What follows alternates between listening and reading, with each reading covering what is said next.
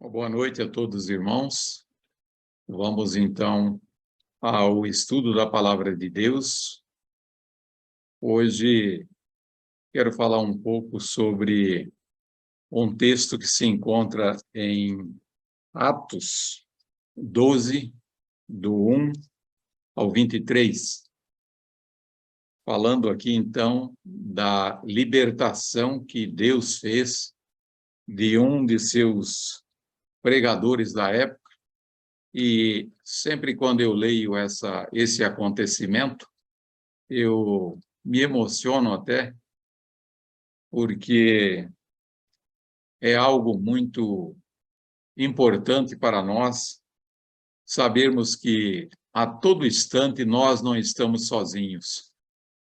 Sempre tem alguém ao nosso lado. Eu sempre cito aquele texto, né? Que se queremos estar ligado com Cristo, então, ser filho dele, nós lemos aquele texto de Ezequiel 20:20, onde fala lá que se nós queremos ser filho dele, temos que observar o sábado.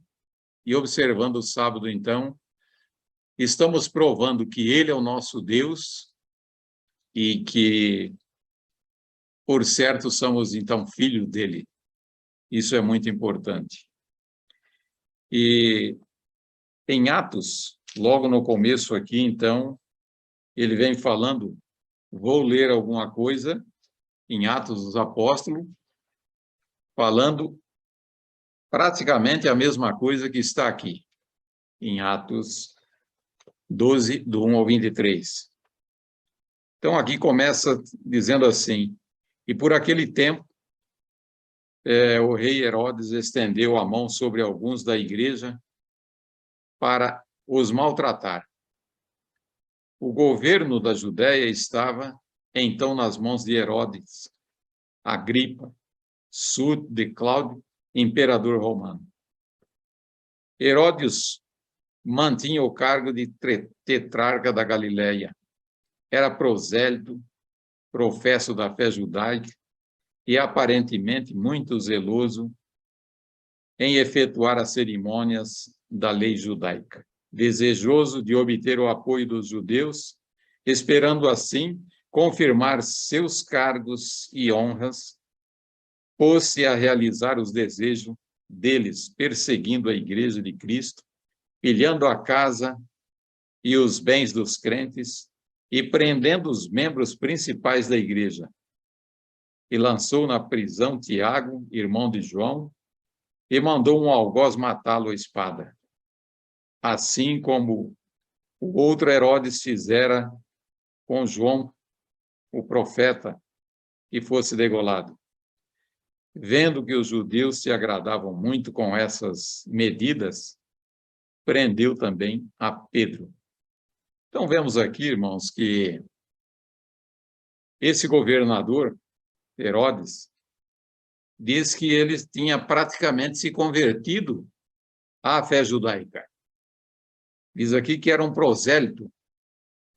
E a gente vai ver o que é um prosélito, é alguém que, vamos dizer, tomou uma posição para uma outra igreja, para uma outra fé, mas nós vemos aqui que, na verdade, ele não tinha nada de fé.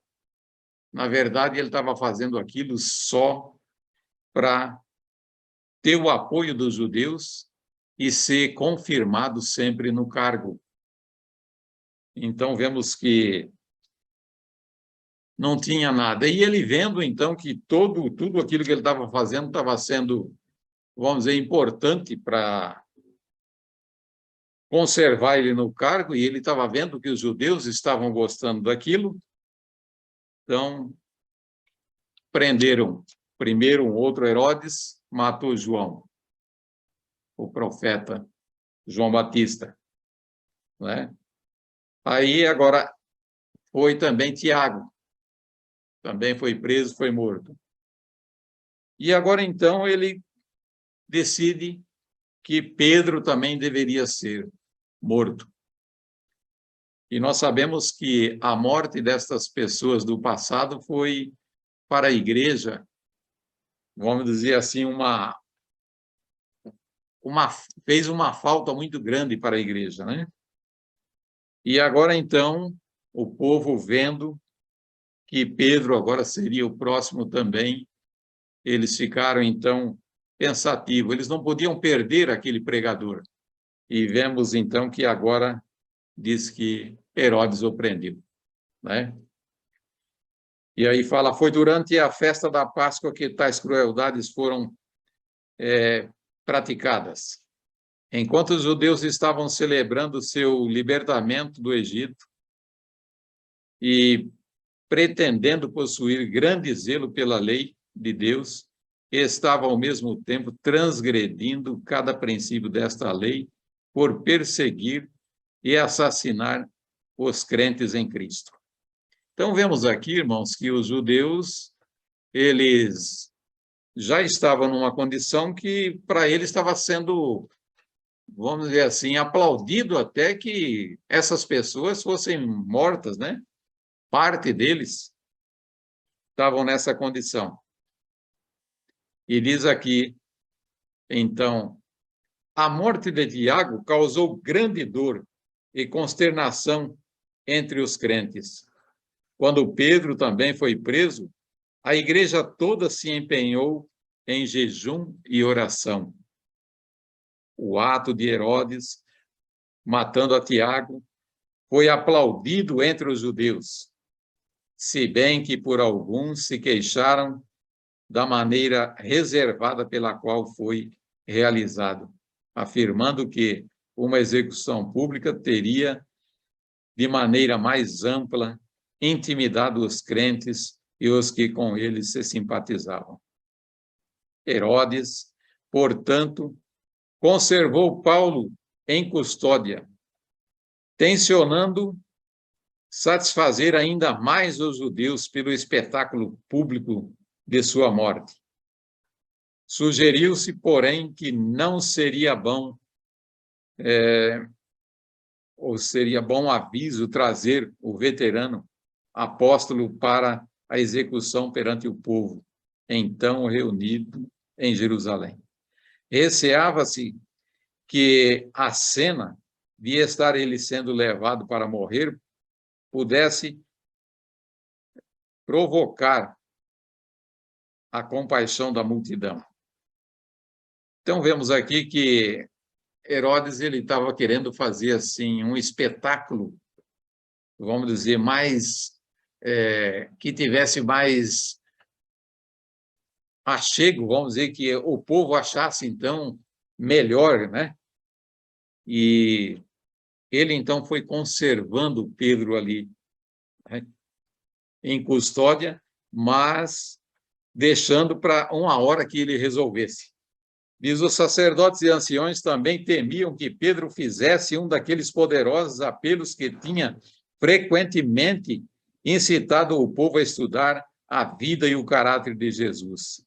Apelos esse que eles, com todos seus argumentos, tinham sido incapazes de contradizer.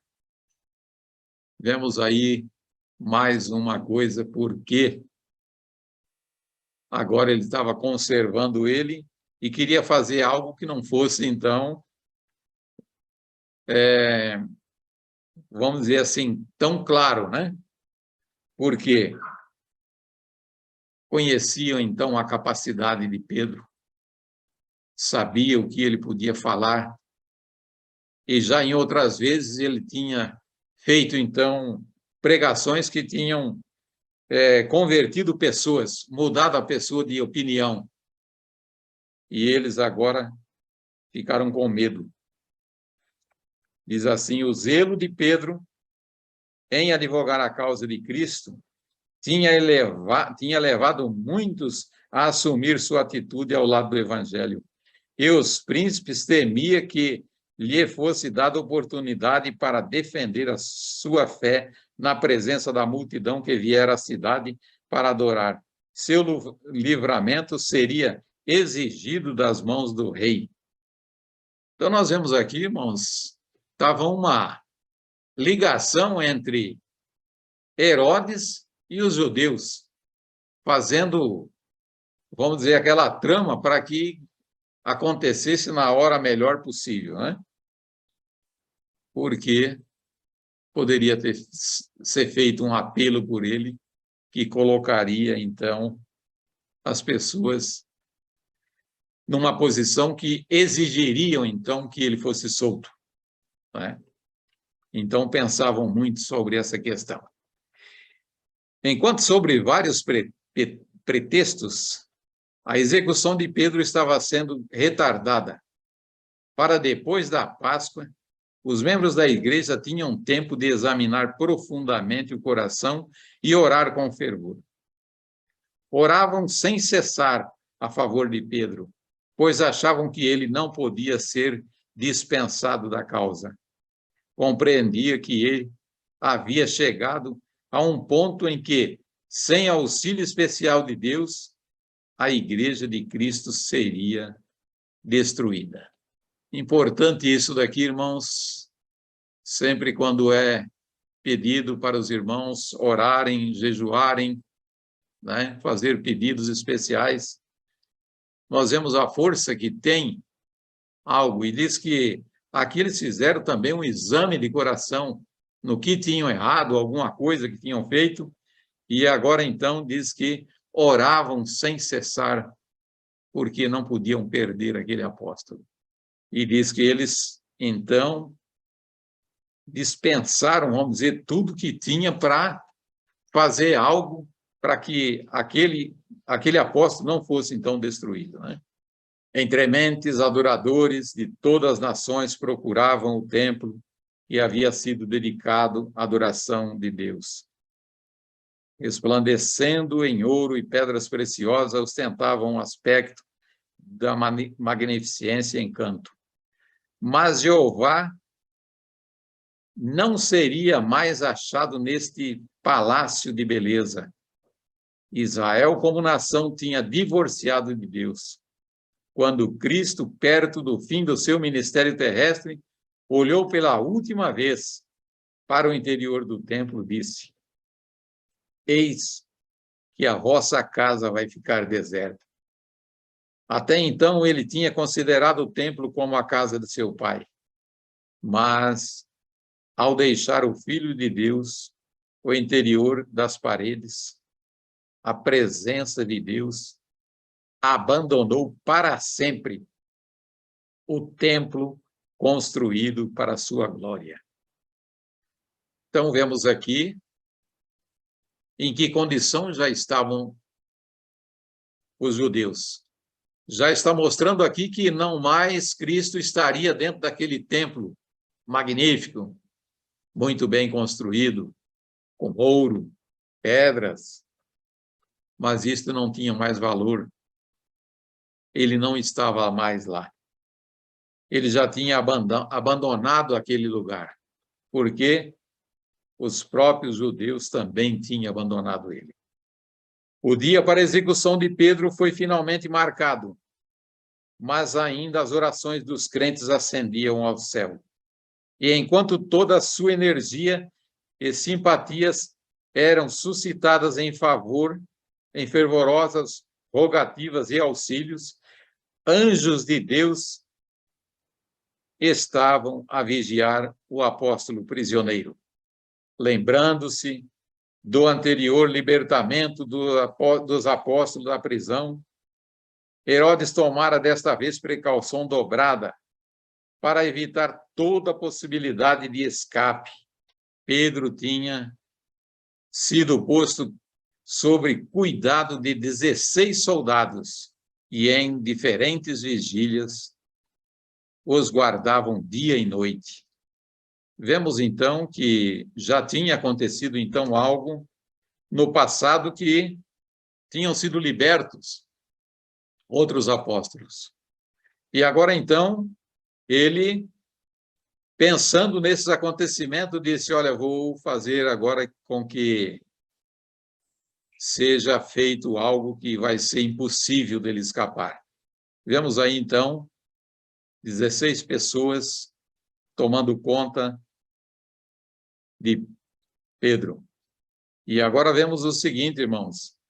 Diz que foi colocado, então, dentro da cela ainda 2 soldados maniatados nos braços, junto com ele. Qualquer mexida que ele desse, já seria algo, vamos dizer, que eles saberiam que ele estava se mexendo ou acordando qualquer coisa.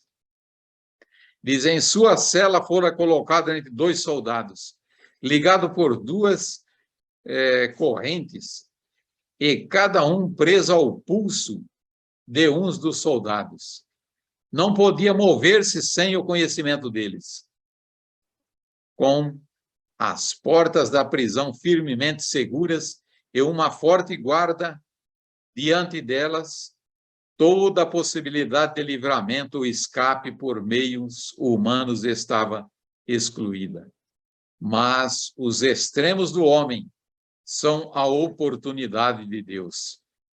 Vemos, então, que agora a precaução foi maior, mas diz, quando isso, então, acontece, essa precaução maior, então, é a posição melhor para Deus fazer, então, o livramento, né? Vemos, então, o lugar que ele estava, irmão, encerrado. Diz aqui, Pedro estava encerrado em uma cela cavada na rocha, cujas portas tinham fortes ferrolhos e barras, e os soldados em guarda ficava a responsabilidade pela custódia do prisioneiro. Vemos então, irmãos, essa cela era cavada na rocha, só tinha um lugar para a saída, não tinha outra maneira de escapar. E com isso, então, se pensava que jamais poderia escapar. Foi muito bem feito o trabalho para que nada acontecesse. Mas, ainda assim, Herodes colocou a vida de Pedro como custódia deles.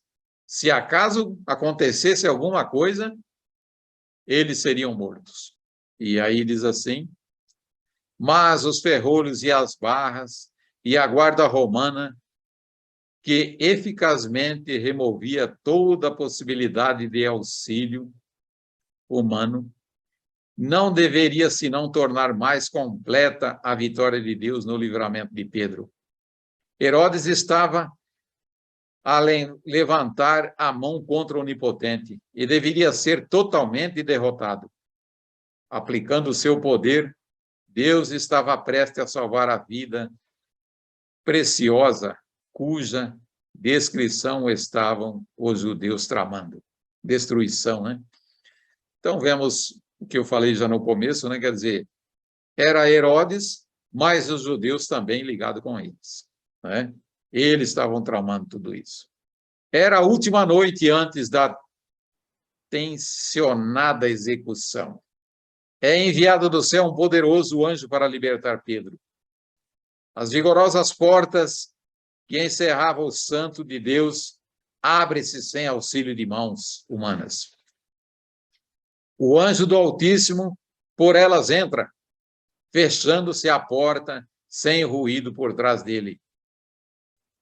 Ele entra na cela e ali está Pedro dormindo tranquilamente, o sono de uma perfeita confiança.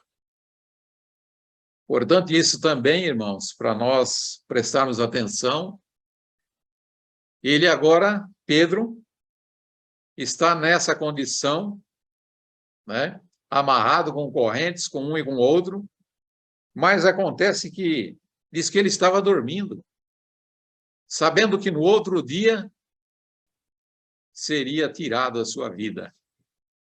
Mas diz que ele dormia com perfeita confiança, né? Diz, a luz que circunda o anjo enche a cela, mas não desperta o apóstolo. Só quando ele sente o toque da mão do anjo e ouve uma voz dizendo, levanta-te depressa, acorda, o suficiente para ver a cela iluminada pela celeste luz, e um anjo de grande glória em pé diante dele, maquinalmente obedece à ordem que lhe é dada. E como, ao se levantar, ergue as mãos, torna-se meio consciente de que as cadeias lhes caíram no pulso. Vemos aqui, então, irmãos, ele agora vê aquele acontecimento, mas para ele é um sonho. Ele não está entendendo aquilo ali. Ele fez isso, diz a profeta aqui, então, maquinalmente. Ele fez isso praticamente sem saber. E agora, então, ele se levanta e faz como foi dada a ordem, né? De novo lhe ordena a voz do mensageiro celestial: cinge-te e ata as tuas alpargas. E de novo Pedro maquinalmente obedece, conservando o admirado olhar voltado para o visitante, crendo estar sonhando ou em visão. Mais uma vez o anjo lhe ordena: lança às costas a tua capa e segue-me. E se movendo em direção à porta, seguindo por Pedro, usualmente loquaz, agora mudo de espanto, passam pela guarda e chegam à porta pesadamente aferrolhada, que por si mesmo se abre e imediatamente se fecha de novo, enquanto os guardas dentro e fora estão imóveis em seu posto. Alçam a segunda porta, também a guarda, por dentro e por fora, abre-se como fez a primeira, sem ranger de dobradiça ou barulho de ferrolhos de ferro. Passam por ela e novamente se fecha também sem ruído. De novo, do idêntico, passam pela terceira porta e ambas se abrem e saem em plena rua. Não se troca mais uma palavra. Não há ruído de passos. O anjo se move suavemente diante de Pedro. Cerca de uma luz de deslumbrante brilho. E Pedro, desorientado e julgando-se ainda em sonho, segue o seu libertador. Assim, eles percorrem uma rua e então, estando cumprida a sua missão, o anjo desaparece subitamente. Até então, isso daqui para Pedro, irmãos, está sendo algo que ele está achando ainda que não é real, que é uma visão, alguma coisa assim, que ele não está conseguindo ainda chegar à conclusão exata. Mas agora, diz que o anjo cumpriu a sua missão e ele faz o quê? O anjo, então, se vai. E diz que ele fica agora no escuro. Aquele brilho do anjo, então, deixa ele, se foi, e ele fica agora no escuro. Diz assim: dissipou-se a luz celestial, e Pedro pareceu achar-se em profundas trevas, mas acostumando-se-lhe os olhos, pareceram elas diminuir gradualmente, e ele se encontra só na rua silenciosa, com o ar fresco da noite soprando no seu rosto. Vemos que isso é uma coisa natural.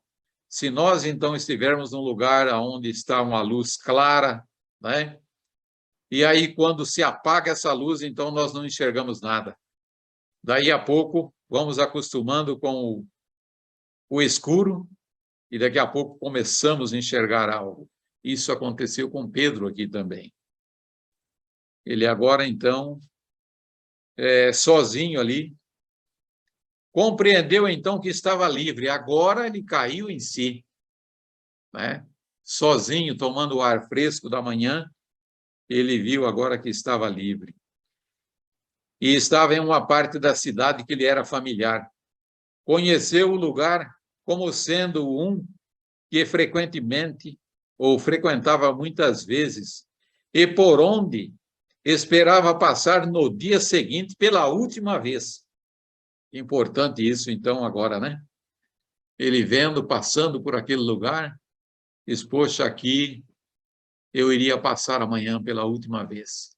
E agora, ele se sentindo, então, sós, diz assim, procurou rememorar os fatos dos últimos poucos momentos. Lembrou-se de ter adormecido, ligado entre dois soldados, com as sandálias e as vestes exterior removida. Examinou sua pessoa e achou-se completamente vestido e cingido. Vemos aqui, irmão, por isso que a Bíblia, ou seja, o testemunho vem falando que ele fez aquilo de que jeito? Maquinalmente. Ele estava mais desejoso, vamos dizer, de olhar aquele anjo, aquela pessoa, aquela claridade. E tudo isso ele foi fazendo. Agora, então, ele chega à conclusão, diz que ele olha para o corpo, se vê. A lembrança dele é que ele tinha deitado e tinha tirado a roupa para dormir. Tirado a sandália, a blusa, a capa. E agora ele olha, então, e se vê todo vestido. Então, exclamou sua pessoa e achou-se completamente vestido e cingido. Ele se examinou, tá? Seus pulsos inchados pela pressão dos ferros cruéis estavam livres das algemas. Compenetrou-se de que sua liberdade não era um engano, sonho ou visão, mas bendita realidade. No dia seguinte, deveria ser levado para morrer, mas eis um anjo o livrou da prisão e da morte. E Pedro, tornando a si mesmo, agora sei verdadeiramente que o Senhor enviou o seu anjo e me livrou das mãos de Herodes e de tudo que o povo judeu esperava. Vemos, então, que importante isso, né? Como que Deus não deixa nenhum dos seus filhos desamparados. Se acaso não houver um livramento, irmão, de alguma coisa, é porque o tempo já está cumprido daquela pessoa. É que Deus tem algo ainda para acontecer, vamos dizer, por intermédio, talvez, da morte daquela pessoa. Mas Pedro aqui ainda não tinha cumprido o que ele deveria fazer. Importância aqui que agora nós estudamos esses dias atrás sobre João Marcos, sobre a sua mãe, que era missionária e que muito religiosa e que sempre aceitava, então, os apóstolos em casa. Agora diz aqui, o apóstolo se encaminhou de pronto para a casa onde seus irmãos estavam reunidos e onde, naquele momento, se encontravam em oração fervorosa por ele. E batendo Pedro à porta do pátio, uma menina chamada Rhodes saiu a escutar e, conhecendo a voz, de gozo não abriu a porta, mas, correndo para dentro, anunciou que Pedro estava à porta. Vemos, então, irmãos, que acontecimento importante. Eles orando, vemos aqui que eles já tinham começado a orar lá atrás, jejuar, para que houvesse algum acontecimento, então, que livrasse Pedro. E agora, então, Pedro aparece e bate. E aí, então, vemos aqui que uma menina vai atender. Devia ser altas horas, mas ela estava ali também, uma criança. E agora, então, ela conhece a voz. E é tanta alegria que ela nem abre a porta, ela corre para dentro e deixa ele lá fora. E ele continua a bater nesta porta. E ela disse, é Pedro, Pedro está aí. Mas eles dizem, você está enganada. Tem alguma coisa errada. Diz aqui, e disseram, está fora de si. Mas ela afirmava que assim era. E diziam, é o seu anjo. Não achavam que era ele. Mas Pedro perseverava em bater. A menina não tinha abrido a porta, né? E quando abriram, viram-no e se espantaram. Vemos então o acontecimento que estava acontecendo, ele estava orando para aquilo, para aquele acontecimento. E agora, com a resposta até daquelas orações, daquele jejum, eles mesmos não acreditam, né? Abriram a porta e ficaram espantados. E acenando com a mão. A alegria era tanto agora, irmãos, que eles deviam fazer barulho, né? Abraçar esse homem e fazer barulho. Ele fez com a mão assim, olha, fica em silêncio. E agora diz que ele passa a contar todo o acontecimento. Pediu para ele escalar e contou, então, tudo que o Senhor tinha feito e tirado ele da prisão. E diz, e saindo partiu para outro lugar. Alegria e louvor encheu o coração dos crentes, porque Deus ouvira e atendera às suas orações e libertara Pedro de Herodes. Vemos, então, que importante acontecimento foi este. E vemos que Herodes, então, agora no outro dia, que era o dia que devia ser a vingança, ou seja, seria morto, Herodes agora manda alguém ir buscar Pedro para que seja agora conduzido à morte. Pela manhã, uma grande multidão se reuniu para presenciar a execução do apóstolo. Herodes enviou oficiais à prisão para buscar Pedro, que deveria ser trazido com grande aparato e guardas e armas, não apenas para evitar possível fuga, como também para intimidar os simpatizantes e mostrar o poder do rei. Quando os guardas, diante da porta, verificaram que tinha escapado, foram possuídos de terror. Eles tinham ficado, de que maneira? Cúmplice. E se acaso acontecesse alguma coisa, eles pagariam com a vida. E quando chegaram ali, diz que todos ferrolhos, cada um no seu posto, e Pedro não estava lá. Herodes sabiam que isso não aconteceria por algo natural, ou seja, ele sairia dali, vamos dizer, sem um poder acima, um poder fora, vamos dizer, o poder de Deus, o tirasse dali. E ele estava certo de que isso tinha acontecido. Mas porque era o rei, disse que agora, quando não encontraram, então Pedro, mandaram matar os 16 soldados. Então foram mortos porque Pedro escapou. Então vemos assim. Desordenou que fossem mortos. Herodes sabia que o poder humano algum havia de livrar Pedro, mas estava decidido a não reconhecer que o poder divino lhe frustrara os desígnios. E pôs-se em ousado desafio. Vemos então, irmãos, que isto aconteceu, então. Eles pagaram por uma coisa que eles não tiveram culpa, mas por causa, então, do rei, vamos dizer, alguém que estava lutando contra Deus, e acabaram, vamos dizer, pagando com a sua vida. Queria só rememorar com os irmãos aqui o quanto é importante, então, nós estarmos sempre pensando que nós não somos pessoas naturais, aqueles que observam a palavra de Deus. Esses sempre têm alguém que está tomando conta. Diz que em meio da multidão, Deus está nos vendo ali. E aqui nós vemos, então, que, no caso de Pedro, ele faz, então, esse trabalho. Tira ele daí. E é o que eu disse. Ele ainda tinha um trabalho a cumprir, né? Mas nós vemos muitos acontecimentos que não houve. No caso de João, foi degolado.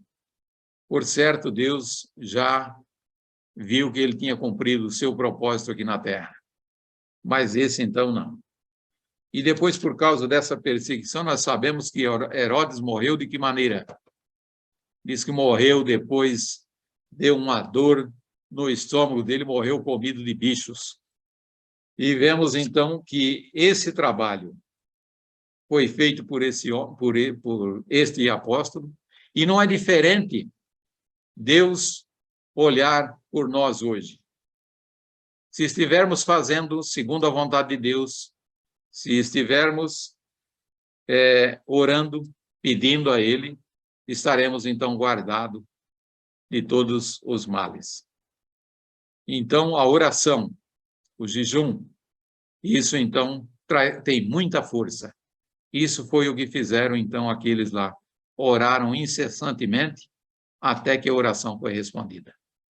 E nós vemos, então, oração respondida em muitos acontecimentos. Podemos, então, orar, pedir a Deus, e Ele vai fazer por nós aquilo que for de acordo com a vontade dEle. É o que eu tinha para apresentar para os irmãos nesta noite. Amém.